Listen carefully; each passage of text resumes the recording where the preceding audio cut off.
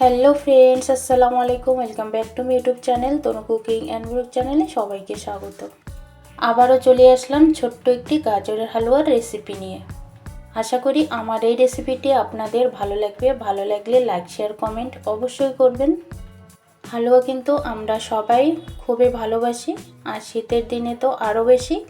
আর এই হালুয়ার রেসিপিটি কিন্তু ছোট বড় সবাই খুবই ভালোবাসে। তাই আমি এই রেসিপিটি একদম সহজভাবে দেখাবো, আর খুব কম উপকরণ দিয়ে যে কেউ ঝটপট এই রেসিপিটি বানিয়ে নিতে পারবেন, একদম খুব কম উপকরণ দিয়ে। তো চলুন শুরু করা যাক ভিডিওটি। তো চলুন, আমি একবারেই কিন্তু এখানে ধুয়ে কেটে তারপরে একদম সিদ্ধ করে নিয়ে এসেছি। তো কাটার ভিডিওটি আমি তোমাদেরকে দেখাতে পারলাম না। গাজরের এরকম আরও কয়েকটি রেসিপি রয়েছে আমার চ্যানেলে, তো সেখান থেকে আপনারা দেখে নিতে পারবেন। যদি ভালো লাগে তো অবশ্যই লাইক শেয়ার কমেন্ট করবেন। তো দেখতে পাচ্ছেন এখানে কিন্তু আমি দুধটা জাল করে নিয়েছি। তো দুধটা কিন্তু ভালোভাবে জাল করে নিতে হবে। তো দুধটা জাল করা হয়ে গেছে, এখন সিদ্ধ করা গাজরগুলো আমি দিয়ে দিচ্ছি। আর গাজরটা সিদ্ধ করে নিয়েছি এই জন্য তো গাজর থেকে যে একটা কাঁচা স্মেল থাকে সেটা থাকবে না, আর খুব তাড়াতাড়িও কিন্তু গাজরের হালুয়াটা বানানো যায়। তো দেখতে পাচ্ছেন একবারই কিন্তু আপনারা গাজরটা সরাসরি দুধে দিতে পারেন, কিন্তু আমি সেভাবে দিইনি, একটু সেদ্ধ করে নিয়েছি কুকারে, তো তাড়াতাড়ি হওয়ার জন্য। তো দেখতে পাচ্ছেন দুধের সাথে একটু এভাবে গাজরটাকে একটু রান্না করে নেব। তো এভাবে রান্না করলে বন্ধুরা গাজরের হালুয়াটা খেতে কিন্তু অসাধারণ লাগে। তো দেখতে পাচ্ছেন গাজরের হালুয়া কিন্তু অনেকভাবেই বানানো যায়, সরাসরি এভাবে দুধের মধ্যে দিয়ে, বা সরাসরি ঘির মধ্যে একটু ভেজে নিয়ে, অনেক আইটেমের মতো করে কিন্তু গাজরের হালুয়া বানানো যায়।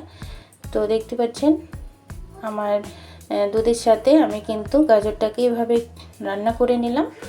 তো এখনও পুরোপুরি রান্না হয়নি, তো একটু দুধ আছে। তো এটাকে একদম সম্পূর্ণ আমি শুকিয়ে নেব। তো দেখতেই পাবেন শুকিয়ে গেলে কতটা সুন্দর লাগে। তো এইভাবে করে আমি একটু শুকিয়ে নেব। তারপরে দেখতে পাচ্ছেন মাশাআল্লাহ কালারটা কত সুন্দর কিন্তু আসছে। তো আমি কিন্তু একদম শুকিয়ে নিয়েছি। আর এভাবে কিন্তু অনবরতভাবে নাড়তে থাকতে হবে, নইলে কিন্তু নিচে লেগে যাবে, সাইডে এরকম লেগে যায়। তো দেখতে পাচ্ছেন আমার হালুয়াটা কিন্তু আমি এভাবে শুকিয়ে ঝরঝরা করে নিয়ে নিলাম। এখন একটা প্লেটের মধ্যে তুলে নিয়েছি। দেখতে পাচ্ছেন কালারটা কিন্তু কত সুন্দর এসেছে। এখন এদিকে আমি একটা কড়াই বসিয়ে দিয়েছি। দেখতে পাচ্ছেন কড়াইয়ের মধ্যে আমি পরিমাণ মতো ঘি দিয়ে দেব। ঘিটা কিন্তু এখানে একটু বেশি লাগবে, বেশি ঘি দিলে হালুয়াটা কিন্তু খেতে দারুণ লাগে। তো ঘিটা একটু দিয়ে দেব, ঘির পরিমাণটা একটু বেশি হবে। তো ঘিটা দেওয়ার পর ঘিটাকে খুব সুন্দরভাবে কিন্তু গরম করে নেব। তারপরে এখানে ছোট এলাচ দিয়ে দিতে পারেন, বা ছোট এলাচের গুঁড়োটাও কিন্তু আপনারা পরে ইউজ করতে পারবেন। তো দেখতে পাচ্ছেন এখানে কিন্তু আমি এলাচটা কিন্তু দিয়ে দিয়েছি। দেওয়ার পরে এখন গাজরগুলো দিয়ে দেব। তো দেখতে পাচ্ছেন গাজরগুলো এভাবে করে দিয়ে আমি কিন্তু খুব সুন্দরভাবে ঘির সাথে মিলিয়ে নেব। তো দেখতে পাচ্ছেন ঘিয়ের সাথে একটু এভাবে ভেজে নিতে হবে। এর সাথে ঘিটা এভাবে একটু ফ্রাই করে নিলে খুব সুন্দর একটা কিন্তু ফ্লেভার চলে আসবে, খুবই সুন্দর, খুব ভালো লাগে। তো তারপরে আমি এখানে পরিমাণ মতো চিনিটা অ্যাড করলাম। আপনারা আপনাদের মতো করে চিনিটা অ্যাডজাস্ট করে নেবেন। তো চিনিটা দেওয়ার পর এভাবে করে আবারও মিলিয়ে নেব। তো চিনি থেকে তো চিনির যে রসটা বের হয়, তো সেটা চিনিটা গলে গেলে কিন্তু এভাবে একটু নরম হয়ে আসবে। তারপরে কিন্তু আমি সেটাকে আবারও শুকিয়ে নেব। তো দেখতে পারবেন খুব সুন্দরভাবে কিন্তু শুকিয়ে নেব, আর খুব সুন্দরভাবে দানা দানা হয়ে যাবে, একদম ঝরঝরে হয়ে যাবে যখন শুকিয়ে যাবে। তো দেখতে পাচ্ছেন এভাবে করে নেড়ে চেড়ে অনবরতভাবে কিন্তু এখন নাড়তে থাকতে হবে, নইলে কিন্তু নিচে লেগে যাবে।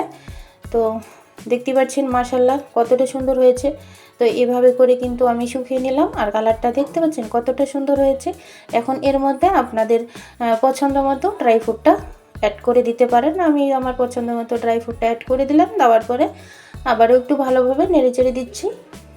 তো দেখতে পাচ্ছেন মাশাআল্লাহ আমার এই গাজরের হালুয়াটা কত সুন্দরভাবে আমি একদম ঝটপট তৈরি করে নিলাম, একদম খুব কম সময়ে আর খুব কম উপকরণে। আপনারা বাড়িতে একবার হলেও অবশ্যই ট্রাই করবেন।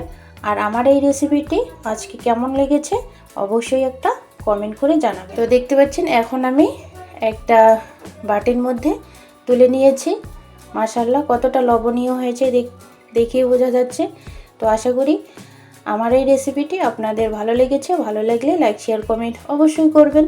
আর যারা যারা আমার এই চ্যানেলটি এখনও পর্যন্ত সাবস্ক্রাইব করেননি তো প্লিজ বন্ধুরা চ্যানেলটি সাবস্ক্রাইব করে পাশে থাকা বেল বাটনটি অবশ্যই ক্লিক করে রাখবেন, যাতে করে এরকম নিত্য নতুন রেসিপিগুলো সর্বপ্রথম আপনাদের কাছে পৌঁছে যাবে। আজকের ভিডিও এই পর্যন্ত, আবারও দেখা হবে নতুন একটা রেসিপির সাথে। তো সবাই ভালো থাকবেন, সুস্থ থাকবেন। আল্লাহ হাফেজ, আসসালামু আলাইকুম।